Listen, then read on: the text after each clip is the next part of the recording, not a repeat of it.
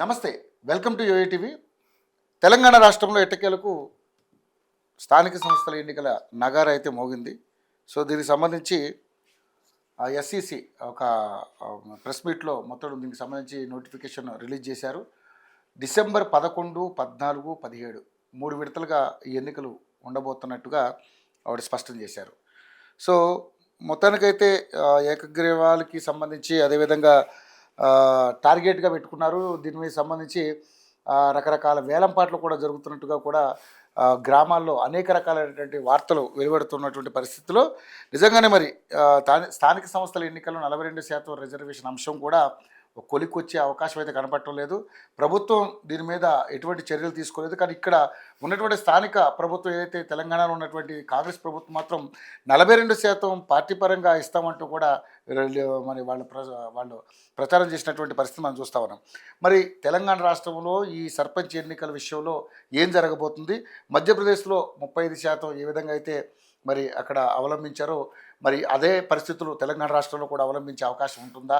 అనేక రకాలైనటువంటి అంశాలు మనతో మాట్లాడదాం. ఇప్పుడు మనతో పాటు సీనియర్ రాజకీయ విశ్లేషకులు, తెలంగాణ రాష్ట్ర ఆర్ఎల్డి రాష్ట్రీయ లోక్దళ్ పార్టీకి సంబంధించినటువంటి అధ్యక్షులు, అదేవిధంగా మాజీ ఎమ్మెల్సీ కపిలవాయి దిలీప్ కుమార్ గారు మనతో పాటు ఉన్నారు.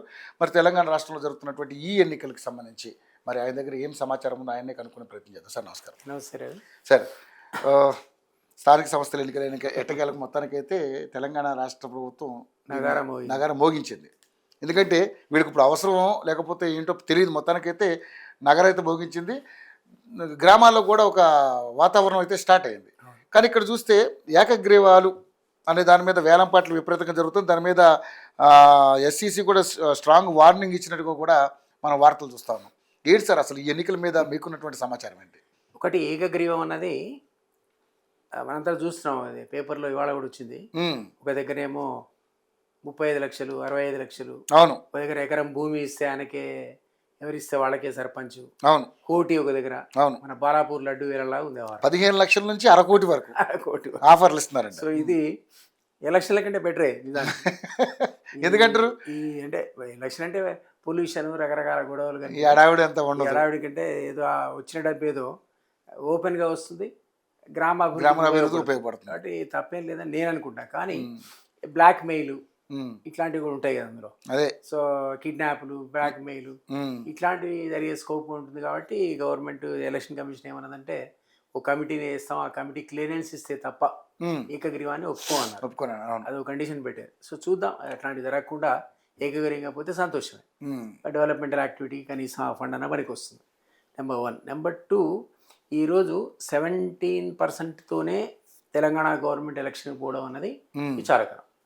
మనం చాలా రోజుల కింద ఆ జీవో 46 ఇష్యూ అయినప్పుడు నేను అన్నా, స్కూల్ పిల్లగాడు కూడా కోర్టుకు పోతే ఈ జీవో రద్దు అవుతుంది. ఎందుకంటే అది 50% సీలింగ్ని దాటిపోయింది. సో మనందరికీ తెలిసి కూడా గవర్నమెంట్ తాత్సారం చేసి కొంతసేపు జీవో అని, మరికొంతసేపు ఆర్డినెన్స్ అని, మరికొంతసేపు బిల్లు అని, కొంతసేపు జంతర్ మంతర్లో వీళ్ళే ధర్నా అని రకరకాల డ్రామాలు వేశారు. నిజానికి అది ఎందుకు చేశారో టైం వేస్ట్ ఇదంతా కూడా. ఈ లోపల హైకోర్టు ఒక డెడ్ లైన్ పెట్టాము, తప్పనిసరి పరిస్థితి లోపల వీళ్ళు ఒక అఫిడవిట్ ఇవ్వాల్సి వచ్చింది, మేము పెట్టేస్తున్నాం ఎలక్షన్స్ అని.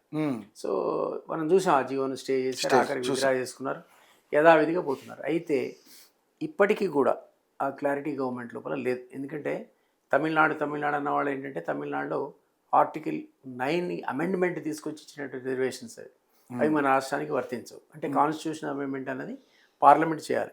పార్లమెంట్ అనేది మనం పంపిన బిల్లును యథాతథంగా అగ్రీ చేసే పరిస్థితిలో ఉండదు. రకరకాల ఈక్వేషన్స్, ఇతర రాష్ట్రాల అబ్జెక్షన్స్, సో అంత ఆమోదయోగ్యమైనటువంటి వ్యవహారం కాదు రిజర్వేషన్స్ అని. కాబట్టి మనందరికీ తెలుస్తుంది కాదని. కాబట్టి ఈ ప్రయత్నం చేయకుండా అనవసరంగా టైం వేస్ట్ చేశారు. దానివల్ల జరిగిన నష్టం ఏంటి రాష్ట్ర ప్రభుత్వానికంటే, నేరుగా కేంద్ర ప్రభుత్వం అనేది పంచాయతీలకు నిధులు రిలీజ్ చేయడం మనకు తెలుసు. అది మీకు లోకల్ బాడీ అక్కడ ఉంటేనే తప్ప అవి రిలీజ్ కావు. దాదాపు 1 ఇయర్ నుంచి ఈ స్థానిక సంస్థలు దాదాపు 1 ఇయర్ కూడా అయిపోయింది. ఇప్పటికి స్పెషల్ ఆఫీసర్స్తో నడుపుతున్నారు. ఈ కారణం చేత 3600 కోట్ల రూపాయలు మురిగిపోయాయి. అవి ల్యాప్సిబుల్ ఫండ్స్. అవి పోనీ ఇవాళ మేము అనుకున్నాం పాతే కూడా ఇవ్వండి అంటే ఇచ్చే పరిస్థితి కాదు, పోయినాయి. సో ఇట్టి పరిస్థితిలో కూడా ఆ డబ్బులు రావాలంటే మీరు స్థానిక సంస్థలు అక్కడ ఉండాలి. ఆ కారణం చేతనే ఎంపీటీసీ, జెడ్పీసీ అని తర్వాత పెట్టినా ముందు సర్పంచ్ ఎన్నుకునే పరిస్థితి ఈరోజు వచ్చింది ప్రభుత్వానికి. తప్పనిసరి పరిస్థితి. సో ఇప్పటికైనా సరే పోతున్నారు, సంతోషమే. కానీ పార్టీ పరంగా 42% ఇస్తా అంటే అది కూడా జోకే. ఎందుకంటే 17% యథాతథంగా గతంలో పోయిన పద్ధతిలో పోతున్నాం అంటున్నారు. అవును, ఆ 17 పోతే మీరు చెప్పినంతా వేస్ట్ అయిపోయింది కదా. ఈ 42 మీరు పార్టీ పరంగా ఇస్తే ఆ 42 ఇచ్చి కూడా మళ్ళీ రెడ్డి గారు రావు గారు నిలబడతారు వాళ్ళకి ఎదురుగా. ఉపయోగం ఏంటంటే వాళ్ళ ప్రయోజనం లేదు, వాళ్ళు నిలబడలేరు, వాళ్ళు తట్టుకోలేరు. బీసీలు ఇప్పుడే మీరు ఏకగ్రీవంలోనే తట్టుకోలేకపోతుంటే ఏకగ్రీవం తట్టుకోలేకపోతారు. ఇప్పుడు చాలా హంగామా నడుస్తుంది కదా. అట్లాంటి పరిస్థితిలో బీసీలు కానీ ఇట్లాంటి చోట వేరే వాళ్ళు కమ్యూనిటీ వాళ్ళు నిలదొక్కుని ఏకగ్రీవంగా తెచ్చుకోవడం కానీ లేకపోతే గెలవడం కానీ రిజర్వేషన్ ఇప్పుడు ఏకగ్రీవంగా వెళ్ళినా కూడా ఈ అగ్ర కులాల వాళ్ళకి లేదా డబ్బున్న వాళ్ళకి వాళ్ళకే వేరే వాళ్ళు తేలేరు. ఎస్సీ ఎస్టీల్లో సాధ్యపడదు ఆప్షన్ అంతా, అంత ప్రైజ్ రాదు. ఓన్లీ జనరల్ ఉన్న దగ్గర మహిళ ఉన్న దగ్గర కాస్త మహిళ తక్కువ జనరల్ ఎక్కువ. ఈ ప్రాబ్లం అనేది మనం చూస్తున్నాం. యాక్చువల్గా మధ్యప్రదేశ్లో ఒక 3 పాయింట్ ఫార్ములా కింద రిజర్వేషన్స్ సక్సెస్ఫుల్గా ఇంప్లిమెంట్ చేశారు. అక్కడ 20% ఏమో ఎస్టీలకు ఇచ్చారు, 16% ఎస్సీలకు ఇచ్చారు, రిమైనింగ్ 14 ఉంది సీలింగ్ ప్రకారం 50. కానీ ఆ 14% 35 ఇవ్వగలిగారు. ఎట్లా ఇవ్వగలిగారంటే వాళ్ళు అక్కడ ఒక 3 ప్రిన్సిపల్స్ పెట్టుకున్నారు. ఒకటి డెడికేటెడ్ కమిషన్ ఏర్పాటు చేశారు. ఈ డెడికేటెడ్ కమిషన్ అనేది సమగ్ర సర్వే చేసింది. ఎస్టీ పాపులేషన్ ఎంత, ఎస్సీ పాపులేషన్ ఎంత, బీసీ ఎంత. ఆ సర్వే ఆధారంగా నిజానికి 14% ఇవ్వాలి. కానీ డెడికేటెడ్ కమిషన్ ద్వారా ఒక రిపోర్ట్ ద్వారా అక్కడ ఈ సమగ్ర సర్వే కంప్లీట్ చేసి ఈ రిపోర్ట్ సుప్రీంకోర్టు సమర్పించారు. దానివల్ల 35కి మేము పోతామంటే సుప్రీంకోర్టు అగ్రీ అయింది తాత్కాలికంగా. 2021లో వాళ్ళు సక్సెస్ఫుల్ ఇంప్లిమెంట్ చేశారు. పక్క రాష్ట్రమే. మరి ఆ డెడికేటెడ్ కమిషన్ వేసి ఈ సర్వే సమగ్ర సర్వే చేసి ఉన్నవేంటో లెక్కలు తేల్చి దాన్ని సుప్రీంకోర్టు ద్వారా పోయి ఉంటే ఈ గొడవ ఉండేది కదా. ఎందుకంటే ఎగ్జాంపుల్ కింద మీకు పక్కకే మధ్యప్రదేశ్ సర్కార్ ఉంది అక్కడ. సరే మీరు కాన్స్టిట్యూషన్ అమెండ్మెంట్ కోసం పోకుండా పార్లమెంట్ మీద ఆధారపడితే అయ్యే పని కాదు. కానీ ఈ పక్క గవర్నమెంట్లో మధ్యప్రదేశ్లో ఇంప్లిమెంట్ అయినటువంటి రిజర్వేషన్ని మాకు కూడా అదే ఇవ్వండి బాబు అనడానికి ఏం ప్రాబ్లం ఉంటుంది? మరి ఏ కారణం చేతనో మరి ఈ లీగల్ ఎక్స్పర్ట్స్ కానీ లేదా ఐఏఎస్లు కానీ ఏ విధంగా మరి తప్పుదారి పట్టించారో నాకైతే తెలియదు. కానీ గవర్నమెంట్ ఖచ్చితంగా మిస్గైడ్ కావాలి. అది జరిగి ఉంటే కనీసం 35% అన్న మన దగ్గర ఎంపీ లాగా ఇంప్లిమెంటేషన్ అయి ఉండేది. అయింది. అది 2021లో సక్సెస్ఫుల్గా 35% ఇంప్లిమెంట్ ఎబో దాదాపుగా 11% ఎక్కువతో వాళ్ళు బీసీ రిజర్వేషన్ చేయగలిగారు. 17 కంటే 35 బెటర్ కదా, డబుల్ కదా నిజానికి. సో అది చేయకుండా ఉండడానికి కారణం ఏంటో మరి ప్రభుత్వం చెప్పాలి మనకు. సో క్లాసిక్ ఎగ్జాంపుల్ పక్కకే మధ్యప్రదేశ్ స్టేట్లో మనం ఇంప్లిమెంటేషన్ చూసాం 2021లో. సో అది చేయకుండా కాన్స్టిట్యూషన్ అమెండ్మెంట్ కోసం ప్రయత్నం చేయకుండా మళ్ళీ ఇంత కొండంత రాగం తీసి ఆఖరకు మళ్ళీ 17% రిజర్వేషన్ పోవడం అనేది దారుణం. ఇది ఒక రకంగా చీట్ చేయడమే బీసీ కమ్యూనిటీ. ఇది అన్యాయం జరిగింది. అయినా కూడా అన్ఫార్చునేట్లీ ఇప్పుడున్న పాలిటిక్స్లో మనం చూస్తున్నాం ఏంటంటే ఎవరు అధికారంలో ఉంటే వాళ్ళకే ఎడ్జ్ ఉంటుంది. మనం ఏమన్నా మళ్ళీ అదే నెంబర్ 1 స్థానంలో కాంగ్రెస్, నెంబర్ 2 స్థానంలో బీఆర్ఎస్, నెంబర్ 3 స్థానంలో బీజేపీ ఉండే పరిస్థితి వస్తుంది. ఇక్కడ కూడా ఈ స్థానిక ఒకవేళ ఒకళ్ళు ఇద్దరు అటు ఇటు గెలిచినా వాళ్ళు కూడా పొలవమంటూ మళ్ళీ అధికార పార్టీకి అయిపోయే ప్రమాదమే తప్ప వేరే రకంగా ఉండదు. కాబట్టి లోకల్ బాడీ ఎలక్షన్స్ అన్నీ కూడా ఇన్ఫ్లుయెన్స్డ్ బై అధికార పార్టీ. తాయిలాలనండి ఏదైనా కానీ నయానా భయానా మొత్తానికి వాళ్ళందరూ లోపరుచుకుంటారు. సో ఈ తాత్కాలికంగా కాంగ్రెస్ నెగ్గితే ఎక్కువ ఉండొచ్చు. కానీ ఓవరాల్గా బీసీ కాన్సెప్ట్ మీద పెద్ద దెబ్బ కొట్టారు, బీసీలను మోసం చేశారు. మరి అది రాబోయే ఇప్పుడు కాకపోయినా జనరల్ ఎలక్షన్స్లో దాని ఫలితాన్ని కానీ మేము పార్టీ పరంగా ఇస్తున్నాం వాళ్ళు అయిపోయినా అన్నట్టు మాట్లాడుతుంది, సమర్థించుకునే ప్రయత్నం అన్ని పార్టీలు ఇస్తాయి. ఇప్పుడు బీసీలకు 42% ఇస్తామని బీజేపీ అంటుండొచ్చు, కాంగ్రెస్ అంటుండొచ్చు, లేదా బీఆర్ఎస్ అంటుండొచ్చు. అందరూ ఇవ్వడం సాధ్యపడదు. ఎక్కడైనా మళ్ళీ నేను చెప్పిన ప్రకారంగా ఎక్కడో వేరే వాళ్ళు ఓసీలు వీళ్ళు వాళ్ళు పోటీ పడ్డ దగ్గరే అది సాధ్యపడుతుంది తప్ప వాళ్ళకు వస్తుంది తప్ప ఈ రిజర్వేషన్ క్యాండిడేట్స్కి వాళ్ళు బలహీనంగా ఉంటారు కాబట్టి అంత ఈజీ అని అయితే అనుకోను. సో దీనివల్ల కాంగ్రెస్ వరకుగా డిలే చేసింది, వచ్చే నిధులు రాకుండా అడ్డుకుంది, ప్లస్ ఊరికే రచ్చరచ్చ చేసి ఆఖరికి సేమ్ 17 వాళ్ళ మోహన రుద్దేసి ఎలక్షన్ పోయే పరిస్థితి మళ్ళీ పాత పద్ధతి పోతుంది. కానీ నిజంగానే మరి ఇప్పుడు అంటే ఉన్న స్థానిక సంస్థల ఎన్నికల్లో సరే రిజల్ట్ రివర్స్ వస్తుందా లేదా అంటే మీరు అన్నట్టుగా ఒకవేళ అలా వచ్చినా మళ్ళీ అధికార పార్టీలోకే వెళ్ళిపోయే అవకాశం ఉంటుంది కంపల్సరీ. మళ్ళీ మరి జెడ్పీటీసీ ఎంపీటీసీ మారుతుంది కదా, మళ్ళీ బీఫారాలు కాబట్టి కొంత తేడా ఉంటుంది. బీఫారాలతో వచ్చే పోటీల్లో ఇదివరకులాగా దాని ఏమంటారు యాంటీ డిఫెక్షన్ అనేది అంత ఈజీగా లేదు. ఎందుకంటే ఇప్పుడు ఉన్నటువంటి చర్చ, నోటీసులు, speaker, supreme court మొట్టికాయలు, time limit, speaker కూడా పెట్టడం, ఇవన్నీ చూస్తే ఆ పోయిన 10 పోయారు తప్ప కొత్త వాళ్ళు ఎవరు పోలే. ఆ పోయిన వాళ్ళు కూడా ఇద్దరేమో వాళ్ళు డైరెక్ట్గా ఇన్వాల్వ్ అయి ఉన్నారు కాబట్టి డిస్క్వాలిఫికేషన్ ఫేస్ చేస్తున్నారు. మిగిలిన వాళ్ళందరూ కూడా అసలు మేము పార్టీయే మారలేదు అంటున్నారు. ఈ వీళ్ళేమో మొత్తుకుంటున్నారు పార్టీ వాళ్ళు మా పార్టీలో లేరని, వాళ్ళేమో మేము మారలేదంటున్నారు. సీఎం ఏమో కండువాని కప్పింది జాతీయ జెండా అంటున్నాడు. సో ఆ రకంగా వాళ్ళు డిస్క్వాలిఫికేషన్ 8 మంది తప్పించుకోవచ్చు, మిగిలిన 2 మాత్రం తప్పించుకునే పరిస్థితి లేదు. ఈ పరిస్థితిలో రేపొద్దున ఎంపీటీసీ, జెడ్పీటీసీలు కూడా వాళ్ళు బీఫారాలతో గెలిచిన తర్వాత వేరే పార్టీకి పోవడం అనేది అంత ఈజీ కాదు ఇప్పుడున్న యాంటీ డిఫెక్షన్ అట్మాస్ఫియర్ని బట్టి. సో ఒకవేళ పార్టీ పరంగా ఎన్నికలైతే అప్పుడు ఈక్వేషన్స్ మారుతాయి. మనం అనుకున్న same Congress, BRS, BJP sequence కాకుండా తారుమారే అవకాశం ఉంటుంది అక్కడ. ఓకే, కానీ సార్ ఇక్కడ మరి ఎన్నికలకు సంబంధించి హైకోర్టు కూడా ఆల్రెడీ పెట్టింది అంటే మీరు వేసిన పిటిషన్లు అన్నీ కూడా ఇప్పుడు ఎన్నికలు కూడా ఉంది కాబట్టి చల్లమని చెప్పు ఇచ్చింది. సో అంటే వీళ్ళ ప్రయత్నం అంతా వృధా అయిపోయినట్టుగా వేస్ట్ అయినట్టే. యాక్చువల్లీ మొన్న స్టే ఇవ్వడం ఆశ్చర్యం. అదే మొన్న ఫస్ట్ టైం నోటిఫికేషన్ రిలీజ్ అయింది, అయినా సరే కోర్టు దాన్ని స్టే చేస్తూ విచారణకు స్వీకరించింది, వాయిదా వేసింది 3 వారాలు. అదే ఆశ్చర్యం అసలు. జనరల్గా అది కూడా నేను కోర్టు ఇంటర్ఫేర్ అవుతుంది అనుకోలే. ఆ మాత్రం ఇంటర్ఫేర్ అయ్యి తర్వాత వాళ్ళు ఏమన్నారంటే మీ ఎన్నికలు మీరు పాత పద్ధతిలో చేసుకుని మాకేం ఇబ్బంది లేదంటే, ఇప్పుడు వాళ్ళు పాత పద్ధతిని ఎంచుకున్నారు కాబట్టి కోర్టు గో హెడ్ అన్నది. ఇప్పుడైతే అసలు ఇంటర్ఫేర్ కావడానికి ఆల్రెడీ డిలేడ్ 2 times నోటిఫికేషన్ వచ్చింది కాబట్టి కోర్టు సహజంగా నేను ఇంటర్ఫేర్ కాను అనే మాట అన్నది. అది నిజం కూడా లాజికల్ కరెక్ట్ కూడా. ఎంత ఒకసారి నోటిఫికేషన్ వచ్చి మొత్తం గీరపోయినాక మెషినరీ అంతా మీరు రాష్ట్రం అంతా ఆతృతతో ఎదురు చూస్తున్న సందర్భం లోపల పొలిటికల్ అట్మాస్ఫియర్ అంతా బిల్డ్ అయ్యింది. ఇప్పుడు మళ్ళీ మీరు వాయిదాలు స్టేలు అంటే అది కొద్దిగా ఇబ్బందికరమైన సమస్య. కాబట్టి సహజంగా కోర్టు అంటే as per convention we don't want interfere అనే మాట అన్నది. అది కరెక్ట్. వీళ్ళు చేసిన ప్రయత్నాలన్నీ కూడా దండగే. 2 వారాల తర్వాత 3 వారాల తర్వాత పోస్ట్ అయినా కూడా కేసు అప్పటికి ఎలక్షన్ అయిపోతుంది. మనకి ఎప్పుడు 14, 11, 14, 17 కదా, కొంత తేడా ఉన్నట్టుంది. అది ఈవెన్ 17% కూడా వాళ్ళన్న ప్రకారం లేదని, కొన్ని చోట్ల అసలు ఎస్టీలే లేకుండా ఎస్టీ రిజర్వ్డ్ అని వచ్చింది. ఒక ఎస్టీ లేట, అదేమో రిజర్వ్డ్ ఎస్టీ. ఎట్లా కొంత అంటే ఎక్కడో చిన్న చిన్న ఉన్నట్టున్నాయి. అది వాటి సరి చేసుకోవాలి. ఏదైనా మాత్రం అవి పెద్దగా ఎంటైర్ పొలిటికల్ ప్రాసెస్ని ఆపేంత కారణాలని అనుకో. ఓకే, సో స్థానిక సంస్థల ఎన్నికల్లో అయితే అధికార పార్టీకి ఎడ్జ్ ఉండే అవకాశం ఉంది. ఖచ్చితంగా ఉంటుంది. మనం ఏమనుకున్నా మనకి నచ్చినా నచ్చకపోయినా అధికార పార్టీ వైపు ఎందుకంటే సహజంగా మొగ్గు ఉంటుంది. వాళ్ళ అధికారంలో ఉన్నారు, ఇంకా 3 ఏళ్ళు ఉంటారు, ఫండ్స్ రావాలి, పనులు కావాలి. ఏదైనా స్థానిక సంస్థలు మనం చూసాం కదా, సర్పంచులు వీళ్ళంతా కూడా పాపం గత ప్రభుత్వంలో కూడా వాళ్ళ సొంత డబ్బులు పెట్టుకొని వర్క్స్ చేసి బిల్లులు రాక ఆఖరికి జింద్రా పార్క్ దగ్గర ధర్నాలు చేసి ఆత్మహత్య చేసుకున్నారు, చనిపోయారు.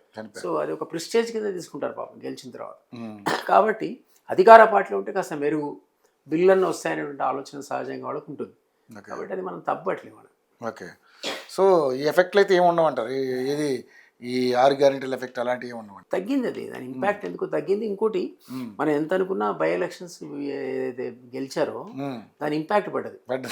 రేవంత్ రెడ్డి మనం 6 గ్యారెంటీలు ఇవ్వలేదు, అయిపోయాడు అనుకున్నది ఎంత మనం అనలైజ్ చేసినా కూడా ఆయన ప్రచారం అక్కడ గెలిచి కన్సాలిడేట్ అయ్యాడు. ఈవెన్ అతని స్థానం అన్నది ఇంకా కాస్త గట్టిగా అయింది అక్కడికి గతంలో కంటే. ఇప్పుడు కర్ణాటక ఊతోంది కానీ తెలంగాణ లేదు. అసలు మామూలుగా బై ఎలక్షన్స్కి 25,000 మెజార్టీ రావడమే కొంచెం ఆశ్చర్యకరం. ఇప్పుడు బీఆర్ఎస్ ఒక టైంలో మనం డివైడ్ చేసిన సందర్భంలో ఎడ్జ్ బీఆర్ఎస్ కుంది అనుకున్నాం. దానికి ఒక వారం ముందు ఉండింది. ఆ తర్వాత సర్వేలు కూడా వాళ్ళకి అనుకూలంగా వచ్చాయి. అన్ని సర్వేలు వచ్చాయి 1 వీక్ ముందు. ఆ తర్వాత క్రమంగా పోల్ మేనేజ్మెంట్ ఎంత బాగా చేశారంటే ఇక బీఆర్ఎస్ వెనకబడదు. క్లియర్గా అందరు చెప్తా ఉన్నారు. 4,500 రూలింగ్ పార్టీ ఇచ్చింది, 1,500 బీఆర్ఎస్ చేసింది. బీజేపీ అయితే ఆ లెక్కలో లేదు అసలు. వాళ్ళకి డిపాజిట్ కూడా రాలేదు.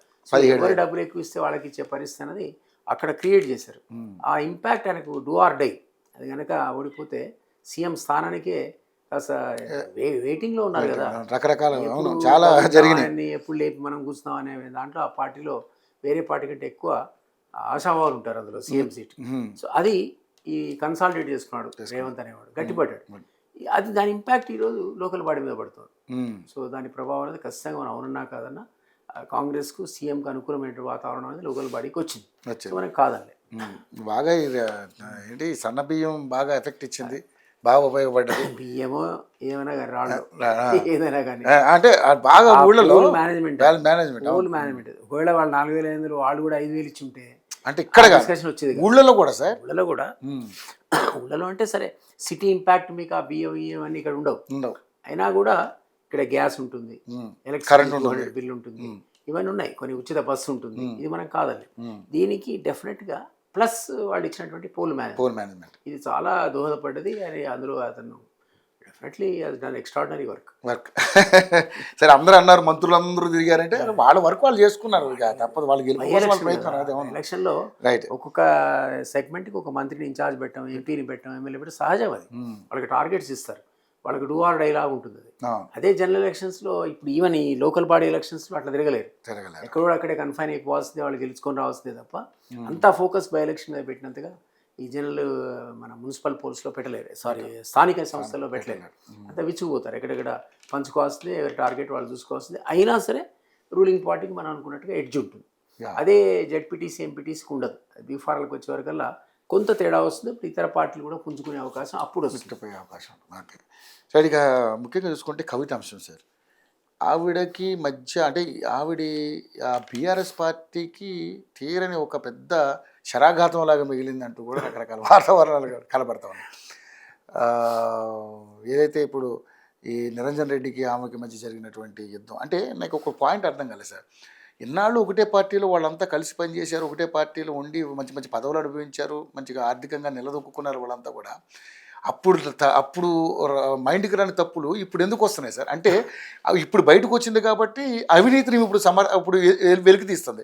అప్పుడు అందులో ఉన్నప్పుడు ఆ అవినీతిని సమర్థించినట్టే కదా సార్. మరి ఎలా చూడొచ్చు దీని అంటారు? ఒకటి ఆ పార్టీలో ఉన్నప్పుడు మాట్లాడడం అన్నది అంత ఈజీ కాదు.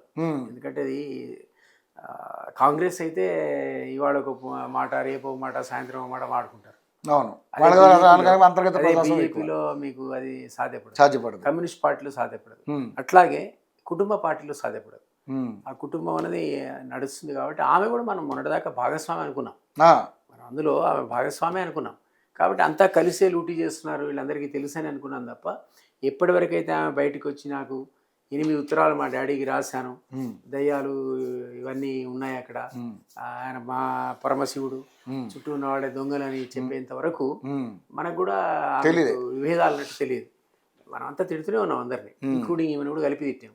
ఎప్పుడైతే ఆమె బయటపడ్డదో అప్పుడు ఆమెకు అయితే ఆమెను దూరం పెట్టారు, అందులో కోటరీలో ఈమె భాగం కాదు, ఈమెను ఎవరు కేర్ చేయలేదనే విషయం మనకు తెలిసింది.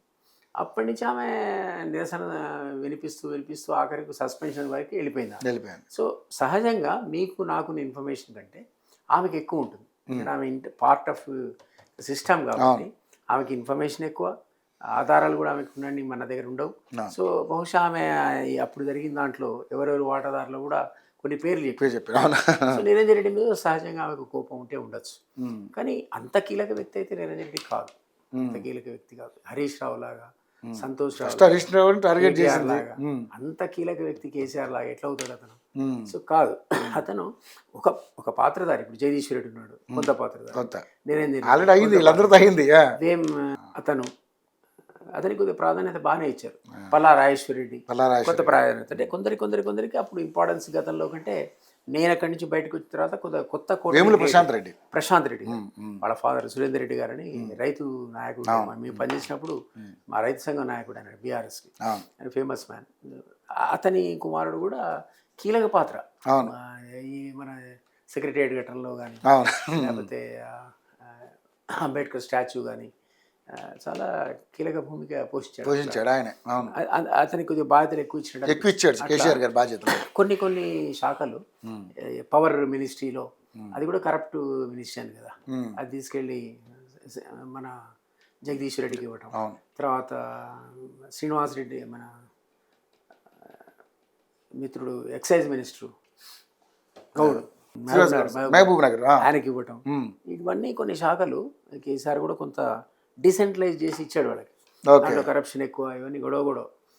ఈవెన్ తలసాని దాంట్లో కూడా ఆఖరికి స్కామ్, బర్రెల స్కామ్, ఇవన్నీ ఎక్కడ ఎవరు ఏ శాఖ అయినా సరే వాళ్ళు ఎవరికి వాళ్ళు పంచుకున్నారు, దాంట్లో అవినీతిలో పాలు పంచుకున్నారు అనేది రకరకాల ఎంక్వైరీలు కదా, మనం అనటం కాదు. బట్ అవన్నీ కూడా ఈమె అక్కడ ఉంది ఇంటర్నల్గా. సో ఆమెకున్న ఇన్ఫర్మేషన్ మనకు ఉండదు కాబట్టి బహుశా ఇప్పుడు ఒక్కోటి బయట పెడుతోంది, తిడుతోంది, తండ్రికి ఏమైనా తెలియదు అంటోంది, మనకు తెలియదు, ఇన్ని రకాల ఎంక్వైరీస్ ఉన్నాయి. సో ఇది ఎక్కడో నిరంజన్ రెడ్డి కూడా ఏదో కామెంట్ చేశాడు ఆయన మీద. కామెంట్ చేశాడు, జగదీశ్వర్ రెడ్డి కూడా కామెంట్ చేశాడు, ఆయన కూడా తిట్టిందా, ఆయన లిల్లి పుట్టింది, ఈయనేమో తాటలేసి ఆయన కుచ్చలు లేచిపోతాయి. లేచిపోతాను. సో తిన్మార్ మల్ల మీద అయితే ఏకంగా కార్యకర్తలు దాడి చేశారు.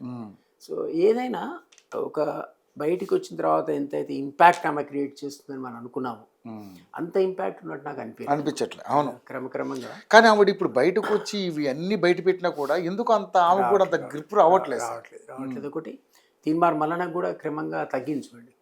అంతకుముందు ఒక ఊపు ఊపాడు తిన్మార్ మల్లన, ఆ స్థాయి నుంచి ఇప్పుడు మామూలు స్థాయికి వచ్చేసాడు. ఈవెన్ కవిత కూడా ఒక సెన్సేషన్ లా బయటకు వచ్చి ఇప్పుడు ఆమె కూడా కొద్దిగా ఆల్సో ర్యాండ్ టైప్ లాగా కొద్దిగా తగ్గింది. ఏ కారణం వచ్చో తెలియదు. రేపు రాబోయే రోజుల్లో పార్టీ కూడా అనౌన్స్ చేయలేదు, మళ్ళీ పార్టీ అనౌన్స్ చేశాడు, లోకల్ బాడీలో ఏం చేస్తాడో తెలియదు. సో ఇవన్నీ అంత. కానీ మరి నిజంగానే బీసీ నినాదం మీద గట్టిగా ఫైట్ చేసినటువంటి తీన్మార్ మల్లన్న ఇప్పుడు ఈ అంశంలో స్థానిక సంస్థల ఎన్నికల అంశంలో ఒక్క వారం ఎక్కడికో స్టేట్మెంట్ కూడా ఇచ్చినట్టు కనపడలేదు సార్. అంటే ఇప్పుడు ఆయన కాంటెస్ట్ కూడా అంటే ఐ డోంట్ నో, ఇప్పుడు బీఫార్లు అయితే లేవు కదా సార్, లేవు. ఎంపీటీసీ జెడ్పీటీసీ అప్పుడు నిలబడితే ఏమి ఏ విధమైన ప్రభావం చూపిస్తాడో తెలియదు. బట్ ఆ స్టార్టింగ్లో వచ్చినంత ఊపు ఇప్పుడు మళ్ళీ రావట్లేదు. ఆ వాదానికి ఉంది, రకరకాల జేఏసీలు ఏర్పడ్డాయి, ఒక చైతన్యం అయితే వచ్చింది. మరి దాన్ని సంఘటితంగా ఉంచగలుగుతారా, పటిష్టం చేయగలుగుతారా, దానికి లీడర్షిప్ ఎక్కడి నుంచి ఎమర్జ్ అవుద్ది, ఒకళ్ళు యాక్సెప్ట్ చేయరు. ఉన్న దాంట్లో రకరకాల గుంపులు ఒకళ్ళ నాయకత్వంలో ఒప్పుకోరు. సో ఎస్టాబ్లిష్డ్ పార్టీకి ఉన్నటువంటి కొత్తగా వచ్చే పార్టీకి అంత ఈజీగా రాదు. ఒక సర్వే ఏంటంటే, మీరు కొత్త సింబల్ తీసుకొని పార్టీ పెడితే పబ్లిక్ మైండ్లో మీ సింబల్ రిజిస్టర్ కావడానికి 2 ఏళ్ళు పడతారు, 2 years మినిమం. ఈ మధ్యలో మీరు 2-3 ఎలక్షన్స్ కాంటెస్ట్ చేయాలి, లోకల్ బాడీ, ఈ బాడీ, ఆ బాడీ. ముందు అది పబ్లిక్ మైండ్లో మీరు ఉన్నారు, మీ సింబల్ ఉందని రిజిస్టర్ కావడానికి 2 years మినిమం పడుతుంది. మన అతను చెప్పాడు, ఎవరు ప్రశాంత్ కిషోర్ చెప్పాడు ఈ మాట. సో ఆయన కూడా మొన్న వచ్చి ఒక ఊపి జీరోకి వచ్చాడు. ఒక ఫ్యాక్టర్ అతను మధ్యప్రదేశ్ ఎన్నికల్లో, బీహార్ ఎన్నికల్లో అతను నేను అనుకున్న ఒక 5-6 సీట్లను వస్తాను, అకౌంటే ఓపెన్ చేయలేదు. ఎంఐఎంకి వచ్చినాయి సార్, ఎంఐఎంకి 5 సీట్లు వచ్చాయి. ఆశ్చర్యం. ఎంఐఎం ప్రభావం రకరకాలుగా ఎక్స్పాండ్ అవుతుంది. అదే ప్రశాంత్ కిషోర్ అంత పేద చేశాడు, అసలు ఊపి అసలు చాలా పేరు. కానీ నిజంగా పార్టీలన్నీ కూడా ప్రశాంత్ కిషోర్ వస్తున్నాడు అంటే కొంచెం భయపడ్డారు. ఫ్యాక్టరీ అనుకున్నాం మనం. అట్లాంటి వాడే ఇప్పుడు ప్రశాంత్ కిషోర్ తో పోలిస్తే తీన్మార్ మల్లన్న మనం కంపేర్ చేయొచ్చా, సమస్య లేదు. కవితని కంపేర్ చేయొచ్చా? సో నేను అట్లాంటి వాడే ఒక ఇంపాక్ట్ ఇచ్చి దేశవ్యాప్తంగా రకరకాల సర్వేలతో పాపులర్ అయిన వాడికి ఈరోజు జీరో. సో నేను వీళ్ళు జీరో కావాలని కాదు, లేదా అది కాదు, కానీ బట్ నేను అంత ఈజీ కాదు. అవును, టైం పడుతుంది. మరి ఆయన ఎట్లా, ఇప్పుడు జనసేన ఉంది, అంతకుముందు 1 సీటు గెలిచాడు, 10 ఏళ్ళు కష్టపడ్డాడు. ఆయన అసలు పోలే, ఆడ నిలబడి ప్రజా సమస్యల మీద పోరాడి ఆఖరుకు టీడీపీతో అలయన్స్కి అతను కీలకం. ముందు బీజేపీ రెడీ లేకుండా టీడీపీని తీసుకోవడానికి, ఈయన ప్రోత్సాహం వల్ల, ఈయన ప్రోద్బలం వల్ల, ఈయన బలవంతం వల్ల టీడీపీని తీసుకుంటే ఆ అలయన్స్ అనేది క్లిక్ అయింది ఒకసారి. మామూలు క్లిక్, మ్యాసివ్ మెగా క్లిక్. అది ఆయన 26 సీట్ల పోటీ చేసి 21 పోటీ చేసి 21 గెలిచాడు. అంతకుముందు 26 పోటీ చేస్తే 1 గెలిచాడు. అట్లాంటి దగ్గర నుంచి నిలబడ్డాడు.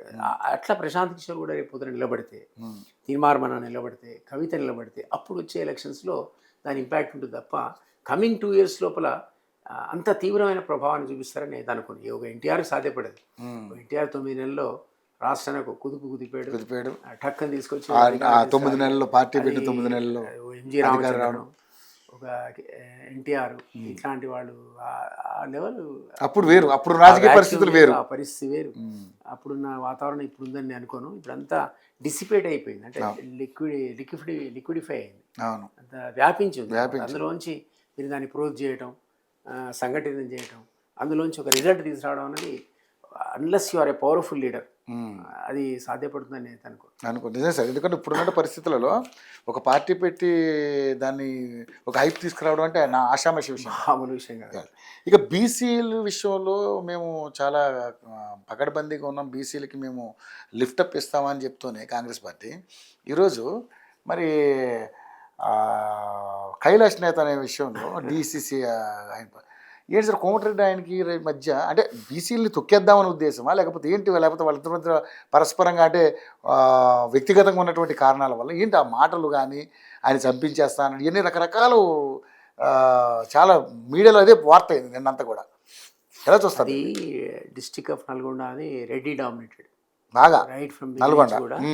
అందులో కోమటిరెడ్డి వర్గం అనేది ఒక ఎమర్జ్ అయింది, ఒక పవర్ఫుల్ వర్గంగా. ఆయన కానీ ఆయన సోదరుడు కానీ అటుపక్క ఉత్తమ్ కానీ, ఉత్తమ్ ఇంత పాలిటిక్స్ చేయడు కానీ కోమటిరెడ్డి బ్రదర్స్ మాత్రం. కానీ అటు హుజూర్ నగర్ కానీ ఇటు కోదాడ రెండింటి మీద బాగా ఉంటుంది అక్కడ ఆ ఏరియాలో గ్రిప్ కోదాడ హుజూర్ నగర్ ఆ ప్రాంతంలో అనుకున్న గ్రిప్. మిర్యాల కూడా సాగర్ అంతా జానారెడ్డి గారి గ్రిప్ అక్కడ. మిగిలిన ప్రాంతం అంతా కూడా ఆ చుట్టుపక్కల పక్క ఉన్న కాన్స్టిట్యున్సీస్ కూడా కోమటిరెడ్డి బ్రదర్స్ ట్రెమెండస్ ఉంటుంది. అక్కడ మీరు పెట్టాలన్నా తీయాలన్నా వాళ్ళ కాన్సెంట్ లేకుండా పెడితే వాళ్ళు గొడవ చేస్తారు. బహుశా కైలాష్ నేత వాళ్ళకి యాక్సెప్టెన్స్ లేదేమో. కైలాష్ నేత అనేవాడు పవర్ఫుల్ మ్యాన్, మన ఉస్మానియా ఉద్యమ నేత. అతనికి బ్యాక్గ్రౌండ్ ఉంది, లేదనడానికి వీల్లేదు, కాదనడానికి వీల్లేదు. నేపథ్యం కావచ్చు, బ్యాక్గ్రౌండ్ కావచ్చు. అది మరి ఇక్కడి నుంచి రేవంత్ వల్ల పెట్టబడిన వాడేమో అని అనుకుంటున్నాను. అది సీఎం గారు కూడా దీని మీద స్పందించలేదు. అదే, బట్ అతని స్పాన్సర్డ్ బై సీఎం అయి ఉంటాడు. అది వెంకటరెడ్డి గారు నడవకుండా పెట్టుంటే మరి డెఫినెట్లీ అది అదలగలమే. సో వాడు ఇంటర్ఫరెన్స్ గతంలో ఆయన బూతులు తిట్టిన అన్ని కూడా ఇప్పుడు మళ్ళీ వైరల్ అవుతున్నాయి. మళ్ళీ బయటకు వచ్చి అవన్నీ మళ్ళీ కూడా అన్నట్టున్నాడు. మళ్ళను కూడా నిన్న ఏకిపారేశాడు కోమటిరెడ్డి వెంకటరెడ్డిని. మామూలుగా కాదు అసలు.